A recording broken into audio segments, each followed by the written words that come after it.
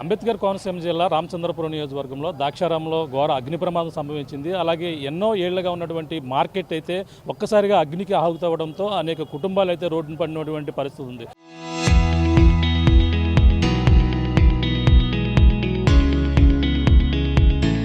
ప్రస్తుతం ఈ యొక్క కుటుంబాలను ఆదుకునేందుకు ఇప్పటికే అనేక విధాలుగా కూడా స్వచ్ఛంద సంస్థలు కూడా వస్తున్నారు. అలాగే ప్రస్తుతం అమ్మిరాజు గారు ఉన్నారు, మన ఇంట్లో తెలుసుకునే ప్రయత్నం చేస్తా. చెప్పండి, ఈ ప్రమాదాన్ని ఎలా చూడాలి, ఈ ఘటన ఏ విధంగా జరిగింది అనుకుంటున్నారు?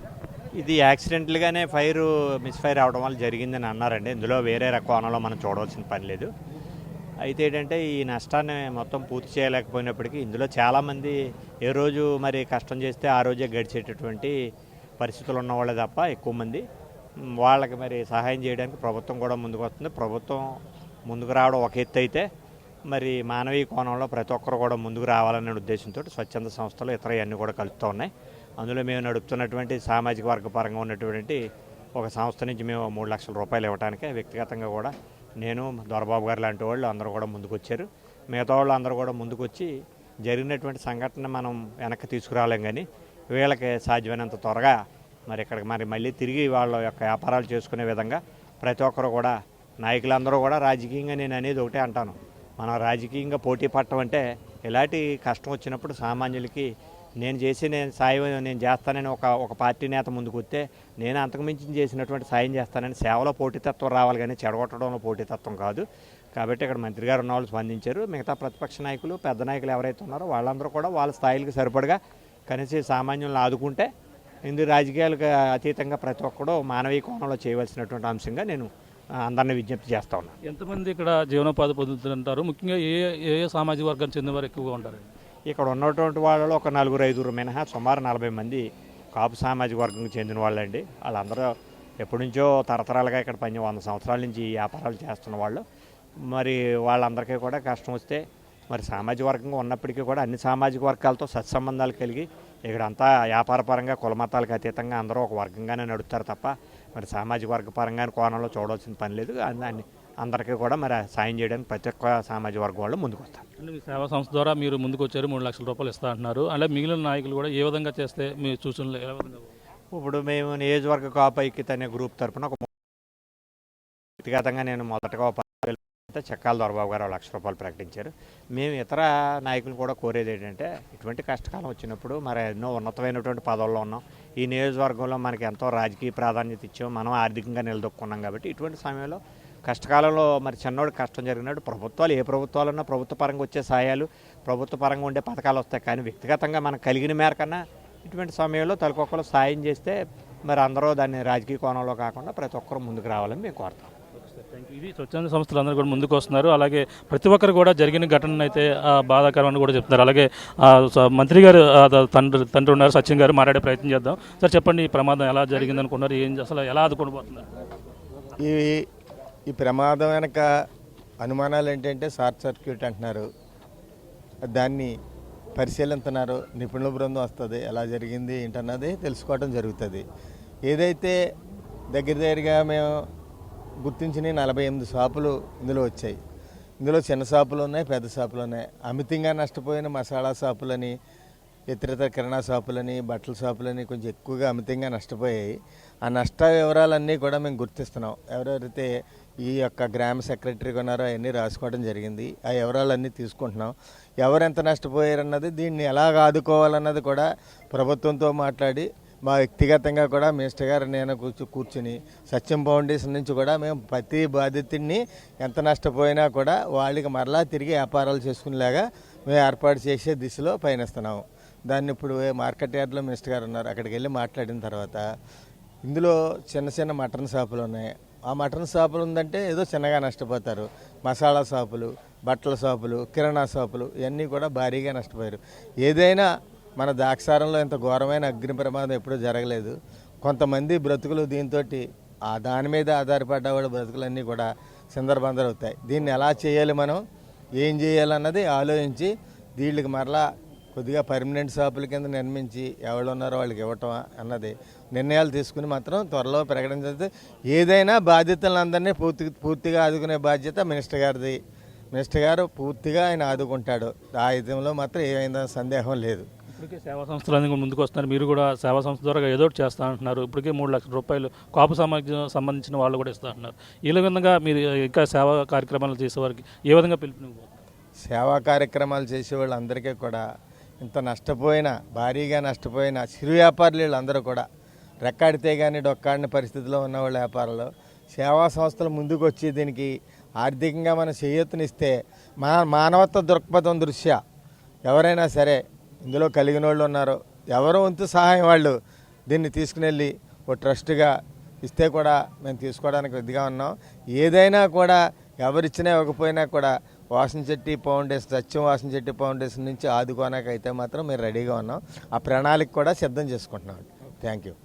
ఇది పరిస్థితి. ప్రణాళిక అయితే సిద్ధం చేస్తున్నారు. ఏదైతే జరిగిన ప్రమాదాన్ని ఒక మానవతా దృక్పథంతో ప్రతి ఒక్కరు కూడా ఆదుకునేందుకు ముందుకు రావాలంటూ కూడా పిలుపునిస్తున్నారు. ఇప్పటికే అనేక కాపు సంఘం సంబంధించిన అమిరాజ్ గారు అయితే ఇప్పుడైతే 3 లక్షల రూపాయలు ప్రకటించడం జరిగింది. అలాగే సత్యం ఫౌండేషన్ నుంచి వాసం చెట్టి సత్యం ఫౌండేషన్ నుంచి కూడా ఏ విధంగా ఆదుకోవాలి, అలాగే ఏ విధంగా ఇక్కడ ఉన్నటువంటి బాధితులకు న్యాయం చేయాలనే దాని మీద కూడా ఆలోచిస్తాం. ఒకసారి చర్చించిన తర్వాత ప్రతి వ్యాపారస్తుని కూడా ప్రతి కుటుంబాన్ని కూడా అండగా ఉంటామంటూ కూడా సంబంధించిన వాసుచెట్టి సుభాష్ అయితే రాత్రి నుంచి కూడా ఇక్కడ ఉన్నారు. వాళ్ళకైతే అండగా ఉంటూ వాళ్ళకైతే ధైర్యాన్ని నింపుతున్నారు. ఇప్పటికీ కొంతమంది కాపు సంబంధించిన నాయకులు ఎక్కువ సామాజిక వర్గానికి చెందిన వారు ఇందులో పనిచేస్తున్నప్పటికీ వాళ్ళ తరపున 3 లక్షల రూపాయలు ఇప్పటికే ప్రకటించిన పరిస్థితి మరో పక్క కనబడుతుంది. ఏదేమైనా ఈ ఘటన జరగడం చాలా దురదృష్టకరం. బాధితులకి అన్ని విధాలుగా ఆదుకునేందుకు సేవా సంస్థ స్వచ్ఛంద సేవా సంస్థలు కూడా ముందుకు వచ్చి వాళ్ళకి ఆదుకోవాలని మానవతా దృక్పథంతో ఆదుకోవాలంటూ కూడా ఇక్కడ ఉన్నటువంటి నాయకులు అలాగే మా మంత్రి తండ్రి ఎవరైతే ఉన్నారో వాసంశెట్టి సత్యం గారు కూడా చెప్తున్న పరిస్థితి ప్రధానంగా ఉందని చెప్పాలి. ఇది కూడా తాజా పరిస్థితి. అనిల్తో ప్రకాష్, RTV, దాక్షారామం. అంబేద్కర్ కోనసీమ జిల్లా రామచంద్రపురం నియోజకవర్గంలో దాక్షారాంలో ఘోర అగ్ని ప్రమాదం సంభవించింది. అలాగే ఎన్నో ఏళ్లుగా ఉన్నటువంటి మార్కెట్ అయితే ఒక్కసారిగా అగ్నికి ఆహుతవడంతో అనేక కుటుంబాలు అయితే రోడ్డున పడినటువంటి పరిస్థితి ఉంది. ప్రస్తుతం ఈ యొక్క కుటుంబాలను ఆదుకునేందుకు ఇప్పటికే అనేక విధాలుగా కూడా స్వచ్ఛంద సంస్థలు కూడా వస్తున్నారు. అలాగే ప్రస్తుతం అమ్మిరాజు గారు ఉన్నారు. మన విషయం తెలుసుకునే ప్రయత్నం చేస్తా. చెప్పండి, ఈ ప్రమాదాన్ని ఎలా చూడాలి, ఈ ఘటన ఏ విధంగా జరిగింది అనుకుంటున్నారు? ఇది యాక్సిడెంటల్గానే మిస్ఫైర్ అవడం వల్ల జరిగిందని అన్నారండి. ఇందులో వేరే కోణంలో మనం చూడవలసిన పని లేదు. అయితే ఏంటంటే ఈ నష్టాన్ని మొత్తం పూర్తి చేయలేకపోయినప్పటికీ ఇందులో చాలామంది ఏ రోజు మరి కష్టం చేస్తే ఆ రోజే గడిచేటటువంటి పరిస్థితులు ఉన్నవాళ్ళే తప్ప ఎక్కువ మంది వాళ్ళకి మరి సహాయం చేయడానికి ప్రభుత్వం కూడా ముందుకు వస్తుంది. ప్రభుత్వం ముందుకు రావడం ఒక ఎత్తు అయితే మరి మానవీయ కోణంలో ప్రతి ఒక్కరు కూడా ముందుకు రావాలనే ఉద్దేశంతో స్వచ్ఛంద సంస్థలు ఇతర అన్నీ కూడా కలుపుతూ ఉన్నాయి. అందులో మేము నడుపుతున్నటువంటి సామాజిక వర్గ పరంగా ఉన్నటువంటి ఒక సంస్థ నుంచి మేము 3 లక్షల రూపాయలు ఇవ్వడానికే వ్యక్తిగతంగా కూడా నేను, దొరబాబు గారు లాంటి వాళ్ళు అందరూ కూడా ముందుకు వచ్చారు. మిగతా వాళ్ళు అందరూ కూడా ముందుకు వచ్చి జరిగినటువంటి సంఘటన మనం వెనక్కి తీసుకురాలేం, కానీ వీళ్ళకి సాధ్యమైనంత త్వరగా మరి ఇక్కడికి మళ్ళీ తిరిగి వాళ్ళ యొక్క వ్యాపారాలు చేసుకునే విధంగా ప్రతి ఒక్కరు కూడా నాయకులందరూ కూడా రాజకీయంగా నేను అనేది ఒకటే అంటాను, మనం రాజకీయంగా పోటీ పడటం అంటే ఇలాంటి కష్టం వచ్చినప్పుడు సామాన్యులకి నేను సాయం నేను చేస్తానని ఒక పార్టీ నేత ముందుకు వస్తే నేను అంతకుమించి చేసినటువంటి సాయం చేస్తానని సేవలో పోటీతత్వం రావాలి, కానీ చెడగొట్టడంలో పోటీతత్వం కాదు. కాబట్టి ఇక్కడ మంత్రి గారు ఉన్న వాళ్ళు స్పందించారు. మిగతా ప్రతిపక్ష నాయకులు, పెద్ద నాయకులు ఎవరైతే ఉన్నారో వాళ్ళందరూ కూడా వాళ్ళ స్థాయిలకు సరిపడగా కనీసం సామాన్యులను ఆదుకుంటే ఇందు రాజకీయాలకు అతీతంగా ప్రతి ఒక్కడూ మానవీయ కోణంలో చేయవలసినటువంటి అంశంగా నేను అందరినీ విజ్ఞప్తి చేస్తూ ఉన్నాను. ఎంతమంది ఇక్కడ జీవనోపాధి పొందుతుంటారు? ముఖ్యంగా ఏ సామాజిక వర్గానికి చెందిన వారు ఎక్కువగా ఉంటారు?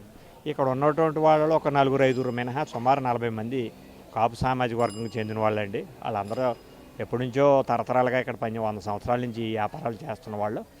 మరి వాళ్ళందరికీ కూడా కష్టం వస్తే మరి సామాజిక వర్గంగా ఉన్నప్పటికీ కూడా అన్ని సామాజిక వర్గాలతో సత్సంబంధాలు కలిగి ఇక్కడంతా వ్యాపారపరంగా కులమతాలకు అతీతంగా అందరూ ఒక వర్గంగానే నడుస్తారు తప్ప మరి సామాజిక వర్గ పరంగా కోణంలో చూడవలసిన పని లేదు.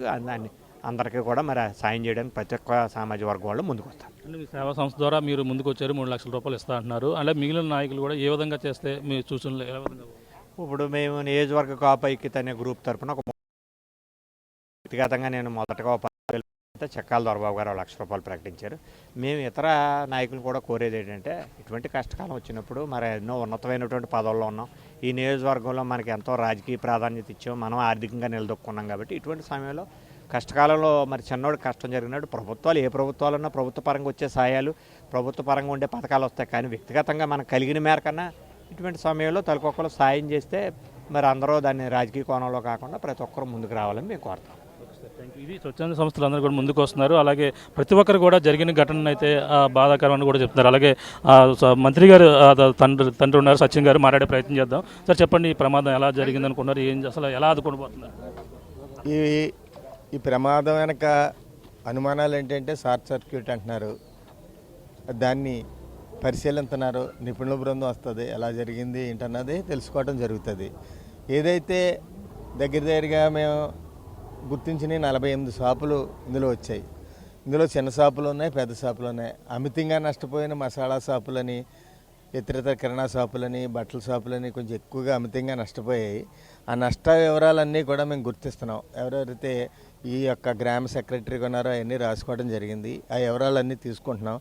ఎవరెంత నష్టపోయారన్నది, దీన్ని ఎలాగ ఆదుకోవాలన్నది కూడా ప్రభుత్వంతో మాట్లాడి, మా వ్యక్తిగతంగా కూడా మినిస్టర్ గారు నేను కూర్చుని సత్యం ఫౌండేషన్ నుంచి కూడా మేము ప్రతి బాధితుడిని ఎంత నష్టపోయినా కూడా వాళ్ళకి మరలా తిరిగి వ్యాపారాలు చేసుకునేలాగా మేము ఏర్పాటు చేసే దిశలో పయనిస్తున్నాము.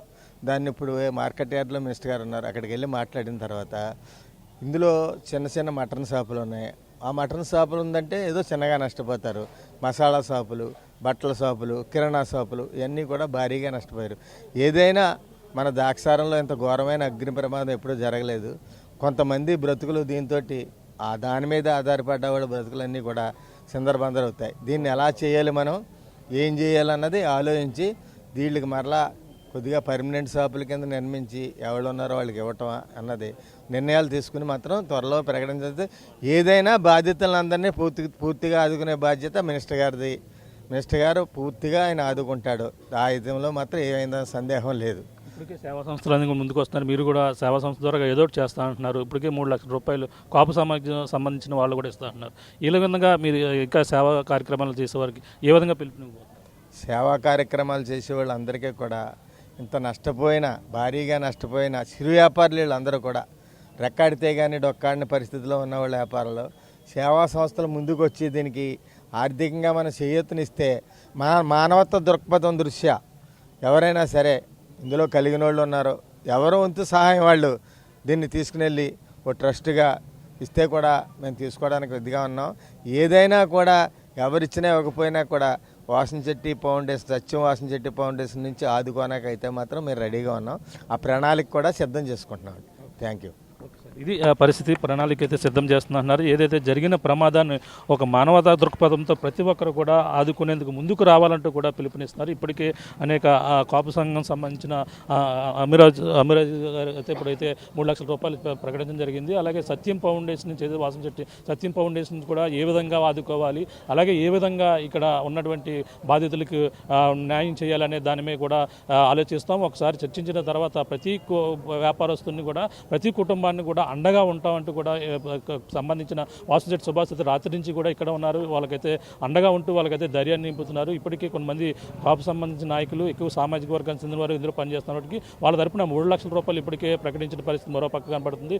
ఏదేమైనా ఈ ఘటన జరగడం చాలా దురదృష్టకరం. బాధితులకి అన్ని విధాలుగా ఆదుకునేందుకు సేవా సంస్థ, స్వచ్ఛంద సేవా సంస్థలు కూడా ముందుకు వచ్చి వాళ్ళకి ఆదుకోవాలని, మానవతా దృక్పథంతో ఆదుకోవాలంటూ కూడా ఇక్కడ ఉన్నటువంటి నాయకులు, అలాగే మా మంత్రి తండ్రి ఎవరైతే ఉన్నారో వాసనచెట్టి సచిన్ గారు కూడా చెప్తున్న పరిస్థితి ప్రధానంగా ఉందని చెప్పాలి. ఇది కూడా నా తాజా పరిస్థితి. Camera Prakash RTV, Draksharamam.